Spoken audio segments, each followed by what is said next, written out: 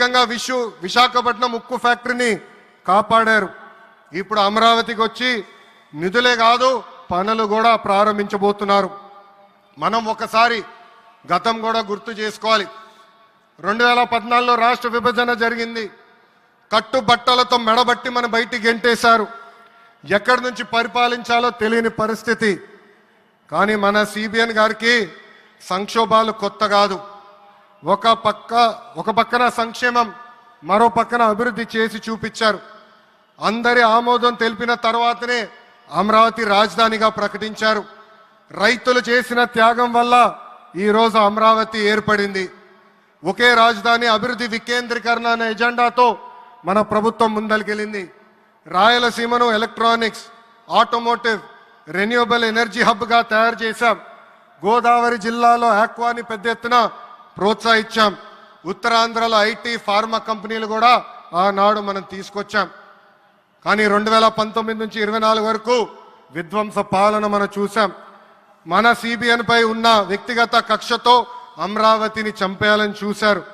ఒక్క ఇటుక కూడా పెట్టకుండా 3 రాజధానులంటూ 5 సంవత్సరాలు గడిపేశారు. 8 ఏళ్ల పిల్లోడి దగ్గర నుంచి 80 సంవత్సరాల వృద్ధుల వరకు జై అమరావతి అంటూ జెండా బతుకుని రోడ్డు పైకి వచ్చి ధర్నాలు చేస్తాం, పోరాటాలు చేస్తాం. మనందరం చూసాం.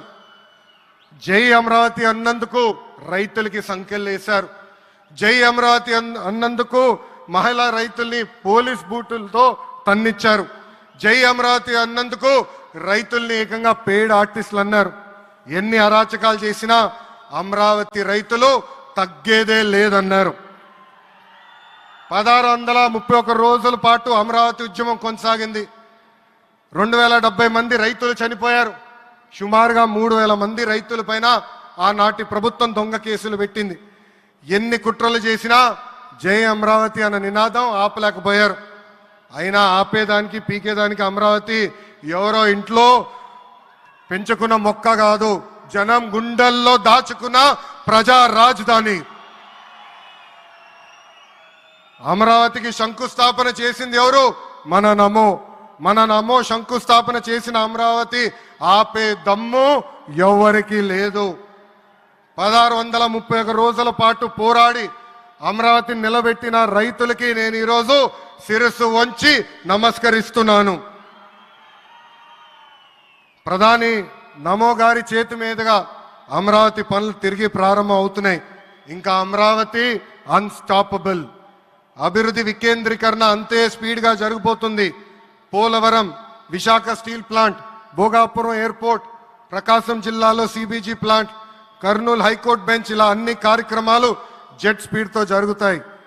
ప్రజాప్రభుత్వం ఏర్పడిన 10 నెలల్లోనే 8 లక్షల కోట్ల పెట్టుబడితో వాటి ద్వారా 5 లక్షల మందికి ఉద్యోగాల అవకాశాలు కల్పించడానికి అనేక నిర్ణయాలు మేము తీసుకున్నాం, ఒప్పందాలు కుదిరించుకున్నాం. అంతేకాదు 16,347 పోస్టులతో మెగా డిఎస్సి నోటిఫికేషన్ కూడా ఇచ్చాం. 5 ఏళ్ళలో ప్రైవేట్ రంగంలో 20 లక్షల ఉద్యోగాలు కల్పించాలని ఒకే ఒక లక్ష్యంతో ఈ ప్రజాప్రభుత్వం పనిచేస్తుంది.